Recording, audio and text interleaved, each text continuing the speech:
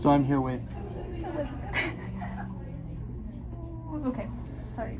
and she is a child youth care worker here at Medicine Hat College, and I'm going to be interviewing you today. So I guess we'll start with your general background, and the first question I have is, why did you choose to pursue a career in child care and youth work? So I chose child and youth care because I went through a lot of stuff growing up and I didn't want others to feel alone. Okay. What aspects of working with children and youth excite you the most? I think just like learning how their minds work and like understand like what they go through on a daily basis. Is there any specific areas you're very interested in? Just in general, just seeing that how they are, because like it's so different from when I was younger to now. It's like seeing the difference between how I was growing up and how they are growing up now. And I guess, have you had any prior experience in child youth care? Well, I have my son, so I kind of learn a lot of my stuff from him, and like learning from my parenting and learning how to care and how to understand what they need and what they feel. Okay, and how old is he? He's 5. So do you think you have a better understanding of how children work or how children think? Some days. Some days it's harder because he is learning new things literally every day, and like his understanding changes every other day. So it's just kind of like. And how with the flow. you grew up, does that change the aspect of how you parent?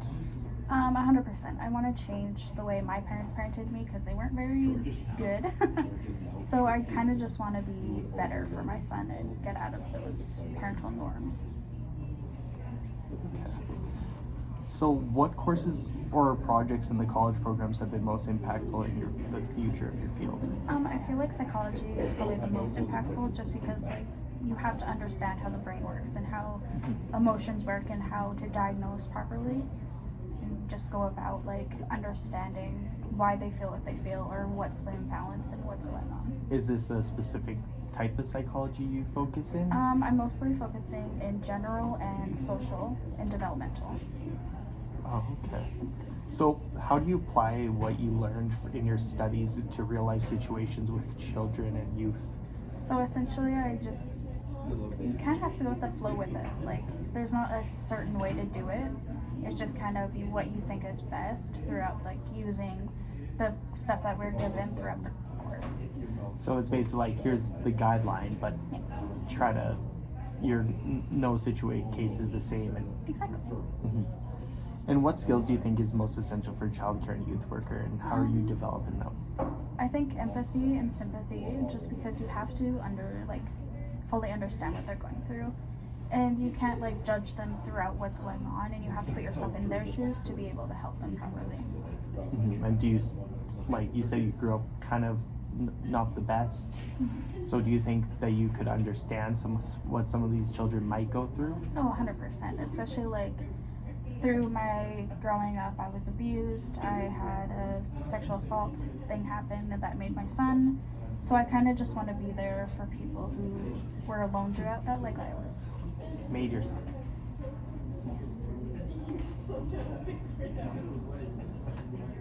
So how would you establish the trust and build the rapport with children and families? So essentially, I just want to be open and non-judgmental and just create a safe place for everyone. Like, I know a lot of people are like judgmental towards a lot of like religion or the LGBTQ and whatever, and I don't want that. I just want to be the open, safe place for everyone, and just make sure that they're trusting me and that they're building the relationship that they want. So how is this different from being like a therapist? So therapy essentially is just like you're actively like wanting to diagnose them, and you're actively just wanting to not like you're not fully there for them. Mm-hmm. Like we are like child youth, you're actually like working with them and playing with them and putting them in a position where that they have the connection that they can have with like a therapist. You have to be on like a appointment based thing. Oh, okay. So could you give an example of a time when you effectively communicate with your son? With my son, every time he has a meltdown, I kind of just sit them down and be like, what are you feeling? Why are you feeling this? What can I do to help you? Like, I sit there and reassure him that he's okay to have feelings. You can have feelings, you can be mad, you can be sad, but you need to understand and you need to tell me why, what's going on, and what I can do to help you. So do you kind of like go for that gentle parenting role? 100%. And how would you handle the conflict between the children in your care? So essentially with conflict, I just will set them aside and give them time to go through what they're feeling, and then when they're ready, they'll come talk to me about it and just figure out what's going on from there. And is there an age you specifically want to deal with, like young children, like 0 to toddlers, or like young kids, teenagers? I'm hoping like 10 and up, just because I don't really like younger children.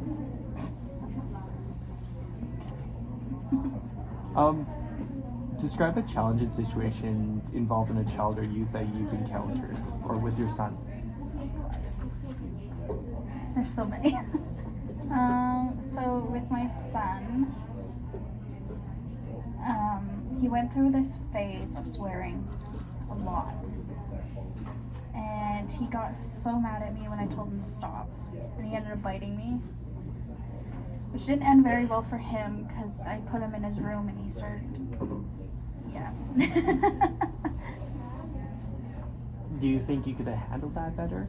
I feel like I could have, and I feel like he also could have reacted better. But at the end of the day, it's kind of like, what can you do? Like, they have their feelings, you have your own, and they can't understand fully like what is right and what's wrong at that age, essentially. So it's kind of just like you have to teach them and go through everything for them to understand. Okay, and do you also think that it kind of will help you prepare for those situations where kids might be less open due to the environment they grew up in? 100%. I think with like helping them open up, it's just like you can't just force them to open up. Yeah. It takes time for them to build the trust and build that relationship with you to fully open up to you. Because like I was the same way. Like I never opened up to anyone about what happened with me until I gained the relationship and respect that I wanted for them. And actually one of the persons that I first opened up to was Carly, like our professor. She was one of the first person that actually actively put the effort into building that relationship with me and building that trust with me to feel comfortable to open up. Okay. And how do you manage stress in like those high energy environments in childcare? Honestly, I don't really get stressed very easily. It just kind of, I've been dealing with my son by myself because his father's not around. So I'm kind of used to the high stressors, and I'm used to being around troubled youth because of my brothers and my sister. So I'm kind of just used to it. Like there's nothing that really highly stresses me out. Do you mind me asking about your brothers and? So my oldest brother, he got diagnosed with drug-induced schizophrenia. So it was kind of a literal hell growing up. And then my other brother, he had something off with his brain, so he was very like psychotic, essentially. So he would threaten, he would beat, he would just do everything that he could to harm us. So it just kind of is something that I've been through my whole life, and it's just something I want to be able to work through and help. Okay, so it sounds like you're pretty prepared to go through a lot of these situations kids might go through.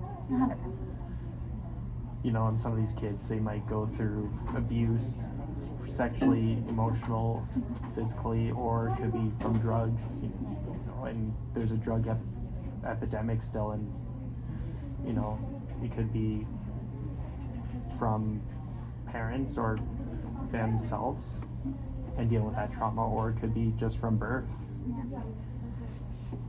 And so, and you hear those stories of those kids who go through all these, they can't really, as much like your brothers, they can't help it. Yeah. And it's crazy how that brain works. Exactly. And I guess, what strategies do you do to use to engage a child who seems drawn or disinterested? So essentially the way to draw them is just essentially like get them to play. Like whether that is like loose parts play, or if it's an actual activity, just get them to open their mind. Because I've noticed that like if they're just sitting there and you're not doing anything, you're just talking to them, they're not gonna want to talk. They're not gonna want to do anything. If you actually have that fun, intimate element into that situation, I think they'd open up more and just want to be there. So how would you act? How would you engage with a 5-year-old compared to like a teenager? So with my 5-year-old, essentially, he picks what he wants to. Like he'll pick if he wants to play with the race cars, if he wants to play Minecraft, whatever. I will do what he wants, and I don't force him to do anything. With teenagers, they can pretty much choose what they want because they're old enough. Like if they want to play video games or if they want to just sit there and write or draw or whatever that they find that helps them, then they can do that. Because I heard that a lot of these cases for like older people who didn't deal with drama, they'll just like draw it out in emotions or just write it down in these diaries. Exactly. That's what I had.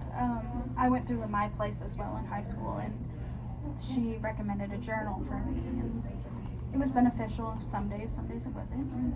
It's all about trial and error. How do you ensure that respect in like diverse backgrounds with the children and families? So essentially, like I said, like a non-judgmental free zone and like just a safe place. Like I don't want anyone to feel any sort of bias or feel any judgment or disrespect towards them. I just want to be open, and I want them to feel happy and feel safe and feel that they are respected and that they are wanted. And like for diverse backgrounds, for like let's say culturally, would you maybe put a little study effort and see how these cultures or like a religion would work? Yeah, 100%. Like I went through Aboriginal studies before coming into this program. I learned a lot about the Métis, the Cree, the First Nations and everything. I have German background, I have Russian background, and I have Ukraine background already, and I'm willing to go into like East Indian and like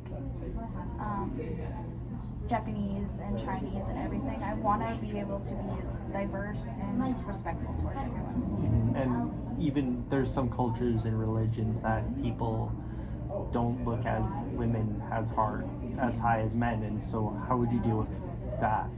Essentially, if you don't want to be around me, then you don't want to be around me. I'm not going to force something onto a child or a family that doesn't want a woman or a white person to be their thing. Like I'll guide them to the right places where they want to be, rather than take it to heart. Because I want to respect their culture and their religion rather than my own. Yeah. So what would you do if a child in your care was being mistreated or neglected? So essentially with neglection and everything, that's not necessarily my field. That's more like the social work field. But I would just be able to talk to them and like understand what is going on, and I will be able to kind of like review with a social worker or with social services about it, and just like tell them what I heard and like what I got told, and just to like help them understand that it's not their fault and that it's just life, I guess. So like as a kid was in your care and all of a sudden their attitude changed, would you take notes 100%. and say, hey, this happened? Yes. Because like with this field you have to be observant, because I know like a lot of children like myself, I hid a lot of stuff from people and they can tell by my attitude. And it's kind of just something that you have to watch for. Even with my son, like I can tell when his attitude is shifting. So it's kind of just like, that's a warning sign of something's going on and something's bugging them, that you need to sit down and figure stuff out. And one of the questions I had is, how do you deal with people who are normalized in situations from like a young age? Like I know sexual relationships can be, for a kid, can be very normalized for them because they don't know better. As much as these terrible situations happen, how would you deal with that? So essentially with dealing with it, it's just kind of, like I said, there's nothing really I can do because I don't have that sort of ability. But again, like social services and like social workers will have more insight to that, but I can always just write it down and let them know, because with mine it's just kind of, there's not much ability that I can do. It's just kind of being there for the kids and having this open space for them.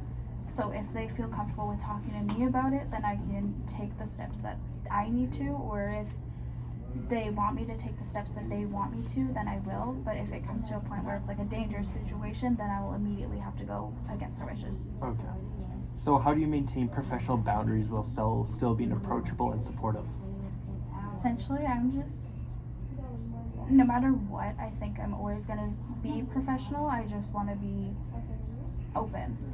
Like, I'm not going to lie to everyone, and I'm not going to tell them, like, oh, this is wrong, this is right. Like, just to open up their mind and be like, you can think what you want, you can do what you want, and just kind of. Okay, so what are your long-term goals for this field? So my long-term goal essentially is to open a non-profit 24-hour emergency safe place for people. Like a women's shelter? Kind of, but more directed towards like youth and children and like their families, instead of just being like mainly women. Like, I want to be able to help men as well, because I know like here we only have a women's shelter. We don't really have anywhere for men to go, and I want to be open to all genders, all types and everything, just because like when I was younger, I didn't really have a safe place to go. I was kind of just stuck at home, I was stuck by myself, and I just want to be able to give that guidance to everyone else. Okay, so, and I feel like in men, and especially for men, it's harder. They're not looked at much 100%. as a woman, because I think it's like gender norms is usually how it is usually the women are victims, but the men can be victims too, and Exactly. and I feel like they also need protection. Exactly. I 100% agree. So how do you plan on staying updated with the practices and developments in the field? So essentially, I'm wanting to continue through going to school. I'm wanting to get my master's degree at some point, and I'm already a part of the CYCC Alberta Association, so I get some information off of there via email or just on the website itself. I also pay for the subscription that's with it, so I can get like extra devices and extra resources for So everyone. do they release like video lectures of like how this kind of, and like scenarios and like kind of like those question scenarios where they'll like play a video and say how would you respond? Yeah, there's videos, there's articles, there's a bunch of like textbook type things that even the person who wrote the child youth care textbook is on that website as well, and you can just read through everything. Okay, well that's everything I had. Thank you so much.